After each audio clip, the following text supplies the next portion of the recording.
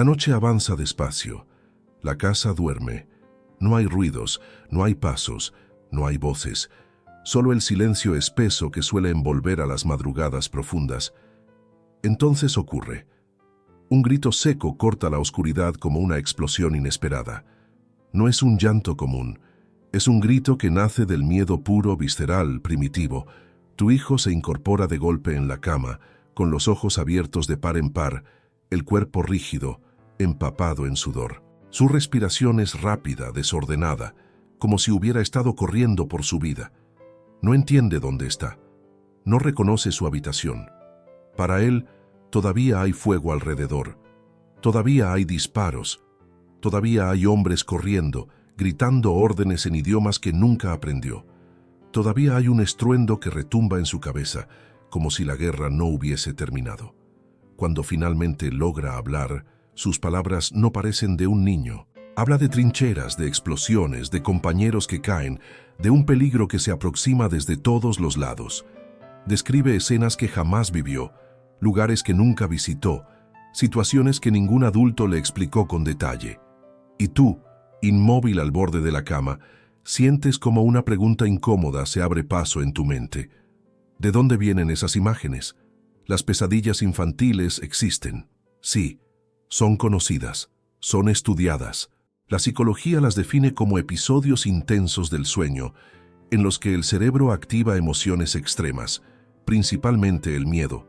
Pero hay algo distinto cuando el contenido de esos sueños es demasiado específico, demasiado coherente, demasiado real. Cuando no se trata de monstruos imaginarios ni sombras indefinidas, sino de guerras organizadas, tácticas, sonidos exactos, sensaciones físicas precisas. El cuerpo de tu hijo no miente. Tiembla como si hubiera estado allí. Su corazón late con la fuerza de alguien que acaba de escapar por segundos de la muerte. Su voz no suena como la de alguien que inventa una historia. Su voz suena como la de alguien que recuerda. La neurociencia explica que el cerebro infantil es altamente plástico, profundamente sensible. Absorbe emociones, estímulos, tensiones, incluso aquellas que no se expresan en palabras. Un ambiente cargado de ansiedad, imágenes violentas vistas fugazmente, conversaciones escuchadas a medias, noticias que pasan de fondo. Todo puede quedar almacenado en capas profundas de la mente. Durante la noche, cuando la vigilancia consciente desaparece, ese material emerge transformado en sueños. Sin embargo, hay algo inquietante en ciertos casos. Ni exposición evidente, ni historias previas, ni películas, ni relatos familiares. Nada que justifique la intensidad ni la precisión de lo que el niño describe. Y es ahí donde el silencio se vuelve más pesado, porque la explicación simple ya no alcanza. Existen registros de niños en distintas culturas y épocas que presentan sueños recurrentes con escenas de violencia histórica, batallas antiguas, guerras modernas, conflictos que ocurrieron mucho antes de su nacimiento. Algunos mencionan detalles imposibles de conocer por azar, uniformes específicos, armas que ya no se usan, lugares que luego, al ser investigados, resultan reales. Estos relatos no prueban nada de forma definitiva, pero tampoco pueden ser ignorados con ligereza. La noche, para esos niños, no es descanso, es un regreso. Cada vez que cierran los ojos, algo se activa. El miedo no aparece como una sorpresa, sino como un recuerdo que se repite. El mismo escenario, la misma persecución, la misma sensación de peligro inminente, como si la mente estuviera atrapada en un bucle que no logra cerrar. Los especialistas hablan de la memoria emocional, una forma de memoria que no depende de palabras ni de recuerdos conscientes, sino de sensaciones. El cuerpo recuerda antes que la razón. El cuerpo reacciona a algo que, de alguna manera, reconoce. Por eso el sudor, por eso el temblor, por eso el terror desproporcionado para alguien que, en teoría, está a salvo. En el imaginario espiritual y filosófico, esta idea adquiere otro matiz. Diversas tradiciones sostienen que la conciencia no comienza con el nacimiento ni termina con la muerte, que existen huellas, fragmentos de experiencias pasadas impresiones profundas que viajan con el alma. Según estas creencias, los sueños intensos podrían ser puertas mal cerradas entre una vida y otra. Ecos, residuos, memorias que no encontraron resolución. Cuando un niño sueña repetidamente con guerras, algunos se preguntan si no estará reviviendo el último instante de una existencia anterior. El momento del caos, el instante final, la confusión, el miedo. No como una historia completa, sino como una sensación persistente que busca ser comprendida. Pero incluso sin entrar en el terreno de las vidas pasadas, hay algo innegable. El impacto emocional es real. El miedo es auténtico. La experiencia deja marcas. Cada despertar abrupto refuerza la asociación entre dormir y peligro. La noche deja de ser refugio y se convierte en campo de batalla. Los estudios sobre el sueño indican que los niños que padecen pesadillas recurrentes suelen experimentar una hiperactivación del sistema nervioso. Su cerebro permanece en estado de alerta incluso mientras duerme, como si algo, en lo profundo, se negara a bajar la guardia. Como si hubiera aprendido en algún lugar de su historia, visible o invisible, que relajarse puede ser fatal. Y así, la noche tras noche, el ciclo se repite. El silencio, el sueño, el estallido, el grito, el despertar, y cada vez la misma pregunta sin respuesta inmediata. ¿Qué está intentando procesar su mente? ¿Qué batalla sigue librando mientras el mundo duerme? No todos los sueños son solo sueños. Algunos parecen mensajes cifrados, otros advertencias, otros simples descargas de tensión. Pero cuando un niño despierta convencido de que acaba de escapar de una guerra, cuando su miedo no se disuelve con la luz del amanecer, cuando su cuerpo sigue reaccionando como si el peligro continuara, algo está ocurriendo en un nivel más profundo. La noche entonces deja de ser solo noche. Se convierte en un umbral, un espacio donde el pasado, la imaginación, la emoción y quizá algo más se entrelazan. Un territorio donde la razón adulta se queda corta y donde la única certeza es que el miedo que habita en esos sueños merece ser escuchado, comprendido y respetado. Porque cuando un niño tiembla en la oscuridad, no importa de dónde venga la guerra que sueña. Para él, en ese instante, la guerra es real. Antes de que continuemos, dime, ¿tu hijo alguna vez ha tenido pesadillas tan reales que parecían recuerdos y no simples sueños? ¿Crees que las pesadillas infantiles pueden esconder algo más profundo que miedo o imaginación? Deja un comentario y le daré un corazoncito a tu comentario. Aprovecha, dale like, suscríbete al canal y comparte este video para que más personas puedan reflexionar sobre este fascinante misterio, el misterio de la mente y la posibilidad de vidas anteriores. Hay un punto en el que la razón se detiene, un límite invisible donde las explicaciones habituales comienzan a fallar. Es allí donde nace el misterio, cuando los sueños de un niño dejan de parecer simples construcciones de la imaginación y empiezan a mostrar una coherencia inquietante. La mente adulta se enfrenta a una pregunta que incomoda. ¿Y si no todo empieza en esta vida? La mente humana es un territorio vasto, profundo, en gran parte inexplorado. La neurociencia moderna admite que apenas comprendemos una fracción de cómo se forman los recuerdos, cómo se almacenan las emociones y cómo el cerebro construye la realidad durante el sueño. Sabemos que existen memorias conscientes, aquellas que podemos relatar con palabras, pero también existen memorias implícitas, sensoriales, emocionales, que no necesitan lenguaje para manifestarse. El cuerpo recuerda sin pedir permiso a la lógica. En los niños, esta frontera es aún más frágil. Su mente no ha construido todavía los muros firmes que separan lo real de lo simbólico, lo vivido de lo imaginado, lo propio de lo ajeno.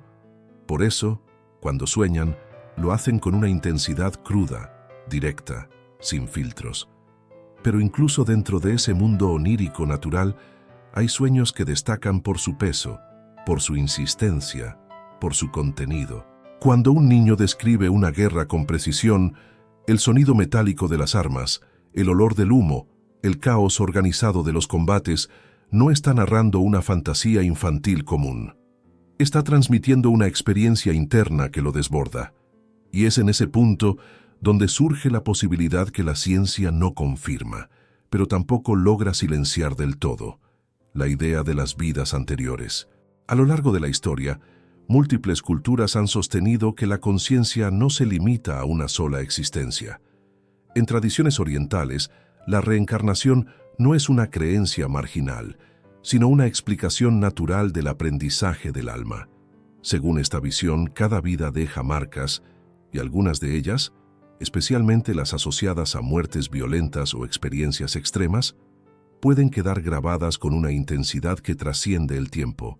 Algunos investigadores han recopilado testimonios de niños que afirman recordar eventos de épocas pasadas, personas desconocidas, lugares lejanos. En muchos de estos casos, los recuerdos aparecen de forma fragmentada, a menudo durante los sueños. No son historias completas, sino escenas sueltas, emociones intensas, sensaciones corporales que irrumpen sin aviso. La mente racional se resiste. Busca explicaciones alternativas.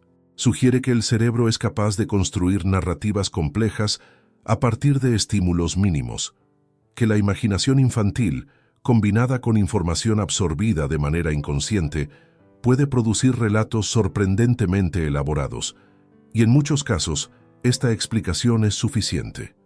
Pero no siempre. Existen sueños que no se comportan como simples combinaciones de estímulos, son repetitivos, persistentes. Siempre regresan al mismo punto, como si algo hubiera quedado inconcluso. En el caso de los sueños de guerra, el elemento común no es la aventura ni la victoria, sino el peligro, la persecución, la muerte cercana. No hay gloria, solo urgencia, solo miedo. Desde la psicología profunda se habla de contenidos arquetípicos, imágenes universales que habitan el inconsciente colectivo: la guerra, la lucha, la huida, la supervivencia. Estos símbolos existen en todas las culturas y pueden manifestarse en los sueños como representaciones de conflictos internos. El niño no estaría recordando una guerra real, sino expresando una batalla emocional que no logra verbalizar. Sin embargo, incluso esta explicación deja cabos sueltos cuando el sueño incluye detalles que el niño no podría haber inventado. Estrategias militares, jerarquías, sensaciones físicas propias de situaciones extremas. El subconsciente parece operar con una información que no encaja del todo en su experiencia actual. La posibilidad de que estos sueños sean ecos de otra vida no pretende ofrecer una respuesta definitiva. Es más bien una grieta en el muro de la certeza, una hipótesis que surge cuando todas las demás resultan insuficientes. Y esa grieta incomoda porque nos obliga a replantear lo que creemos saber sobre el origen de la conciencia. Si la mente es capaz de transportar recuerdos más allá del tiempo, entonces los sueños no serían simples producciones químicas del cerebro, sino espacios de tránsito, lugares donde la identidad se vuelve porosa, donde el yo actual se mezcla con impresiones antiguas, no resueltas. En este contexto, los sueños de guerra podrían interpretarse como memorias traumáticas que buscan liberarse, no como recuerdos narrativos, sino como cargas emocionales que aún no han encontrado descanso. El miedo no pertenece al presente, pero se manifiesta en él. El cuerpo del niño reacciona porque reconoce la sensación, aunque la mente no sepa explicarla. Este tipo de experiencias suele aparecer en edades tempranas y en muchos casos se atenúa con el tiempo. A medida que el niño crece, el lenguaje se fortalece, la identidad se consolida y la mente aprende a organizar sus contenidos. Pero mientras tanto, esos sueños funcionan como señales, como mensajes cifrados de algo que necesita atención. Aceptar la posibilidad de vidas anteriores no implica rechazar la ciencia. Implica reconocer que el conocimiento humano aún tiene límites, que hay fenómenos que no se dejan encerrar fácilmente en una sola explicación, que la mente, especialmente la mente infantil, opera en niveles que todavía estamos aprendiendo a comprender. Lo verdaderamente inquietante no es la idea de que un niño recuerde una guerra de otra vida. Lo inquietante es constatar que el miedo que siente es real, independientemente de su origen, que su experiencia interna tiene un peso emocional que no puede ser descartado como simple fantasía. Entre neuronas, sueños y antiguas preguntas sin respuesta, la mente se revela como un puente entre mundos, el mundo visible de la experiencia cotidiana y otro, más profundo, donde las emociones no conocen calendarios. Allí, en ese espacio ambiguo, las pesadillas adquieren un significado que va más allá del descanso nocturno. La guerra que aparece en los sueños no siempre pertenece al pasado histórico. A veces pertenece a un pasado invisible, inscrito en lo más hondo de la conciencia. Y mientras ese misterio permanece abierto, la mente continúa hablando en el único lenguaje que tiene durante la noche: imágenes, sensaciones y miedo. La clave para ayudar a tu hijo: comprensión, empatía y acción. Cuando la noche vuelve a envolver la casa y el recuerdo del grito aún vibra en las paredes, surge una necesidad silenciosa y urgente: comprender. No explicar rápido, no minimizar, no imponer lógica donde el miedo no escucha razones. Comprender, primero, que lo que tu hijo vive es real para él, aunque no puedas verlo, aunque no puedas tocarlo, aunque no sepas de dónde viene. El error más común ante las pesadillas infantiles intensas es tratarlas como algo pasajero, como una fase sin importancia. Pero cuando los sueños regresan una y otra vez, cuando el contenido es violento, cuando el miedo no se disuelve al encender la luz, el cuerpo del niño está pidiendo algo más que consuelo momentáneo. Está pidiendo seguridad emocional profunda. La empatía comienza en el silencio atento, sentarse junto a la cama, escuchar sin interrumpir, dejar que el niño hable con sus propias palabras, incluso si son confusas, incluso si parecen incoherentes. No corregir el relato, no cuestionar su veracidad. Para un niño, ser escuchado sin juicio es la primera forma de protección. Desde la psicología infantil, se sabe que verbalizar el miedo reduce su intensidad. El cerebro, al poner en palabras la experiencia, comienza a reorganizarla. El terror difuso empieza a adquirir forma, y lo que tiene forma puede ser contenido. Por eso, cuando un niño describe una guerra en sueños, no está inventando un cuento, está intentando procesar una emoción que lo desborda. La comprensión también implica observar. No solo el sueño, sino el día, cambios sutiles en el comportamiento, irritabilidad, dificultad para concentrarse, resistencia a dormir, miedo a la oscuridad que antes no existía. El sueño no está aislado del resto de la vida, es un espejo nocturno de lo que el sistema emocional carga durante la vigilia. En muchos casos, las pesadillas con contenido bélico están asociadas a estados prolongados de ansiedad. El cerebro infantil, cuando se siente amenazado, aunque no sepa explicar por qué, crea escenarios de supervivencia. La guerra se convierte en un símbolo extremo de peligro constante. No porque el niño quiera soñar eso, sino porque su mente no encuentra otra imagen lo suficientemente poderosa para expresar lo que siente. La empatía no busca respuestas inmediatas, busca presencia. Una presencia que transmita calma incluso cuando el adulto no tiene certezas. El tono de voz, el contacto físico respetuoso, la coherencia emocional son mensajes que el sistema nervioso del niño recibe antes que cualquier explicación verbal. Pero la empatía por sí sola no siempre basta. Aquí entra la acción consciente, no como reacción impulsiva, sino como acompañamiento sostenido. Establecer rutinas nocturnas predecibles es una de las herramientas más poderosas. El cerebro infantil necesita señales claras de seguridad antes de dormir: luz tenue, horarios regulares, actividades tranquilas, un entorno que indique que la noche no es peligrosa. También es importante revisar los estímulos diurnos, la exposición a noticias violentas, conversaciones intensas entre adultos, discusiones, imágenes impactantes, incluso cuando el niño parece no prestar atención, quedan registradas. El cerebro no distingue entre lo que entiende y lo que siente.